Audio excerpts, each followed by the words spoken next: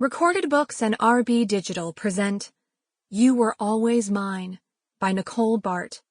Narrated by Nina Alvamar. A quote from To Kill a Mockingbird by Harper Lee. You never really understand a person until you consider things from his point of view, until you climb inside of his skin and walk around in it. Before. He was in over his head.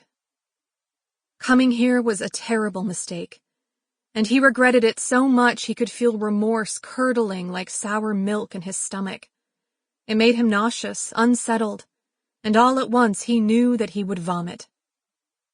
His palms slipped on the steering wheel as he veered off the highway and pulled onto a gravel road. Rocks hissed and popped beneath his tires, spraying a cloud of dust into the spider web of branches that arched overhead.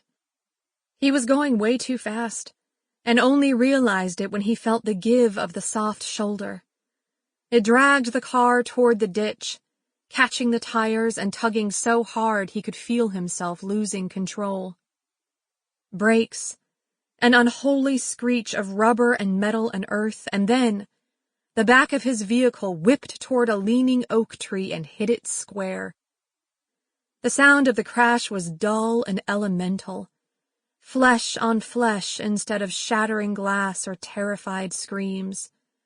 He barely uttered a sigh, but the impact made him bite his tongue clean through, and when he finally freed himself from the seatbelt and wrenched open the door, he leaned over and threw up blood and bile and not much else.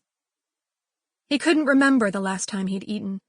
He couldn't remember why he had thought this was a good idea, or what he'd hoped to gain from digging deeper. Oh, God. Now he was so far down he feared he'd never be able to climb his way up and out. What had he done? He passed the back of his hand over his mouth and reached around for the box of tissues that he kept in the armrest. But this wasn't his Grand Cherokee. It was a trade-in, or rather, a car that he had bought on the side of the road from some guy outside of Mankato. He wasn't even a dealer, just a farmer with a few vehicles parked at the end of his drive. The farmer gave him a rusting LeSabre and $2,000 in crumpled cash. Mostly 50s and 20s. The wad was so thick he had to split it into 2 stacks, one for each pocket. Even so, it was less than the Jeep was worth. Sample complete. Ready to continue?